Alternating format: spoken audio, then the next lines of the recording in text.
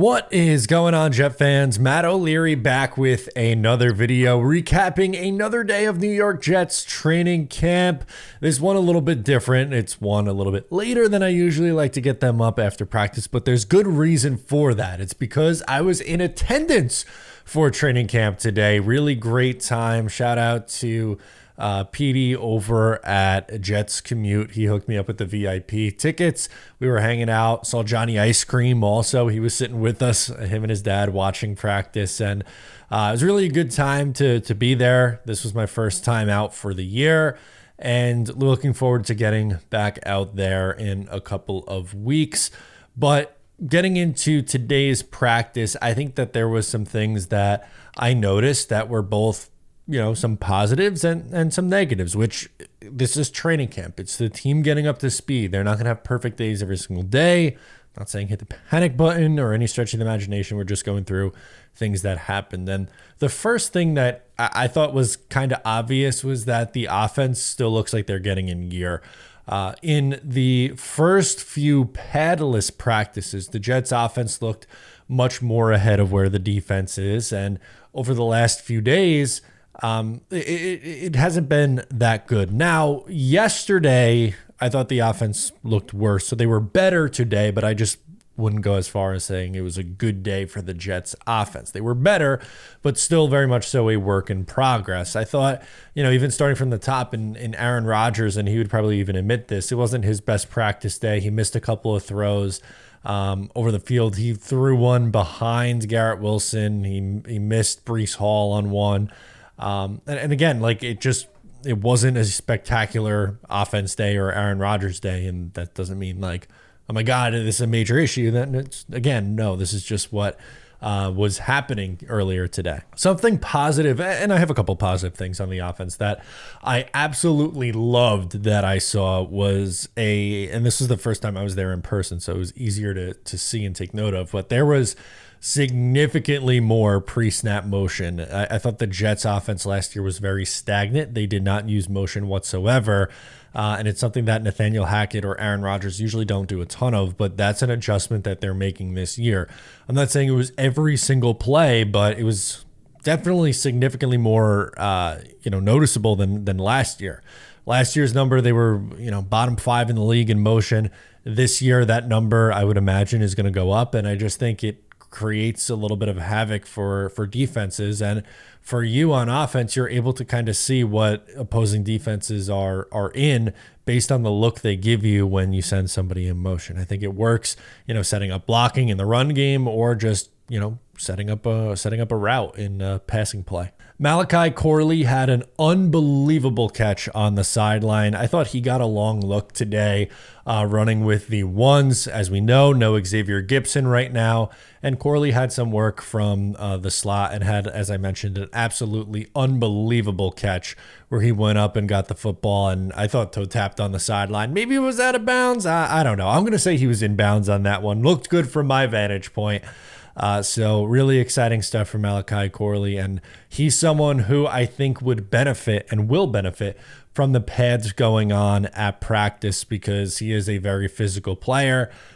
He is going to be putting his biggest attributes on display in pads. He's going to be breaking tackles, running people over, hard to bring down, all that stuff is kind of hard to put on display in padless practices. So not crazy surprising that he was relatively quiet through the Jets' first few practices, but I thought he had a strong day. So Joe Tippmann is still working on snaps. He had one kind of rough one today.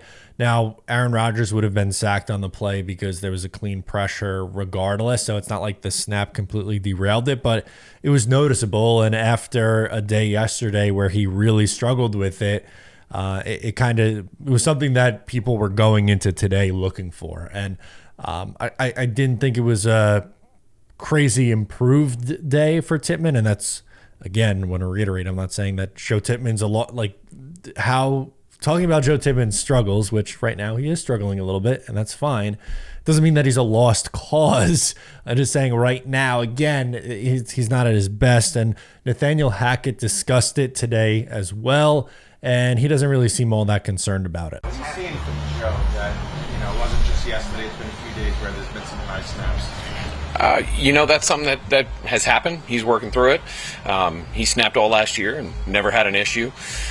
So I think it just kind of happened that way yesterday. Sometimes that's how those days go. You worry about that in terms of mental health, Nate? Like start getting in his head? Nope. Why not? Just don't worry about it. He's done it a long time, a lot of years. The little bit of pushback that I will give on Nathaniel Hackett is that it did show up last year. So I don't know where he's getting that information, or if he watched back last year's tape. I hope he did, but it did show up in tape. And again, that's not saying that Joe Tippmann can't improve in this, but it is an area that Joe Tippmann does have to improve. We had another Aaron Rodgers and Garrett Wilson discussion that was animated, and I like this. You can let me know if you feel differently in the comments, but these are two guys who are competitive and talking through what they are trying to do on offense. They hold themselves to a very high standard, and that's what they are trying to get out of practice. And again, I don't think this is that they hate each other and that they're beefing. Clearly not. Again, if you watch them in training camp, their chemistry and connection is very, very strong. I think it's two guys who are very keen on winning football games and trying to do everything they can to make it perfect. And, just some more behind the scenes stuff. I'll give you some more behind the scenes stuff at the end. But, where I was, Garrett Wilson was coming around signing, and I didn't get a picture or get anything signed from him, but I did overhear him talking. And so some fans said, Garrett, we want you for the next 10 years. And Garrett Wilson was like, I want to be here. We owe you guys. Like he knows like that it's time, and that's his mindset. Not every player will say that. Someone will say smile and say me too, or say whatever. But Garrett was very vocal about wanting this team to be better and saying like that the fans deserve better. So that kind of blew me away, honestly, with his reaction to that.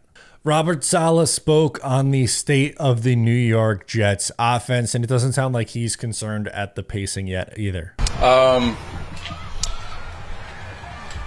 So we're very, very early. It's July 30th, so there's plenty of time to evaluate the one-on-one aspect of it. There's a lot of install going in, so there's still a lot of thinking going on with regard to the playbook. So as far as being concerned about one area or the other, it's not. We're installing, we're teaching techniques, we're fine-tuning our techniques. I'll start worrying after the Giants preseason game. Things are still being installed offensively for the Jets. This is what training camp is all about. Usually in the preseason or in training camp, it takes a little bit for the offense to get up to stride and get up to speed. I think that's to an extent what we're seeing here. And again, I'm not hitting the panic button on offense. Robert Saleh was also asked about Aaron Rodgers playing in the preseason, and I don't think he anticipates Aaron Rodgers playing a whole lot. Going back to Aaron, will he play any preseason snaps? We haven't really talked about it. My instinct right now as I stand here is we'll see. Your instinct is we'll see. My instinct is no, but I saw you going. But I want to leave it open that that third game is the one where we're deciding. So he definitely won't play the first two, but the discussion on the third one we just haven't quite had yet. So definitely won't see him in the first two preseason games. You might see him against the New York Giants. That is still up for discussion. We saw him last year play against the New York Giants in the third preseason game. Maybe we'll see a drive or something like that. Again, TBD. I'm not going to really stand on top of the mountain and put my stake in he absolutely has to play or he absolutely doesn't have to play. I'm going to middleman Matt on that one and say, well, whatever they decide there, I'm going to be okay with.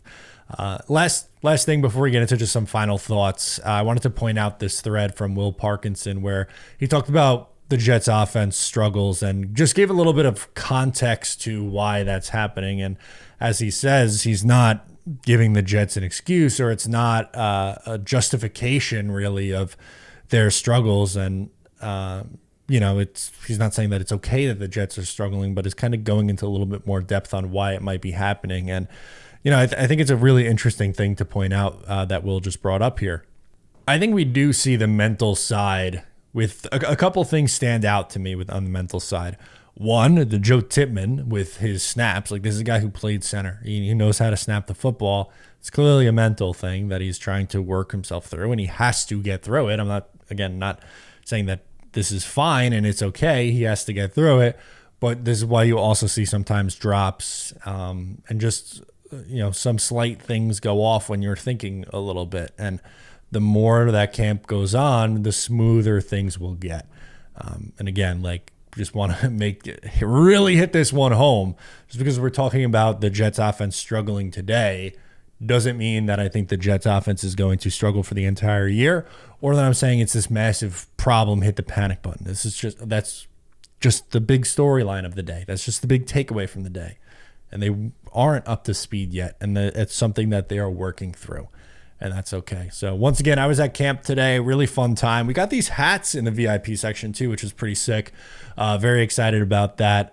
Got to meet and take some pictures with Tyler Conklin and Antonio Cromartie. Love me some Antonio Cromartie. The 2010 New York Jets, my favorite football team that I've seen so far. Also, Quantez Stiggers, I thought was incredibly nice, an incredibly nice kid. And Thomas Morstead even was making the rounds and got to take a picture with him. So really fun time. It was great meeting everyone that I got to speak to today. I love going out to Jets camp and interacting with fans of the Jets. Really a good time, and looking forward to being out there again in a few weeks. Guys, please make sure to subscribe if you're new. I'm Matt O'Leary. I'll catch you next time.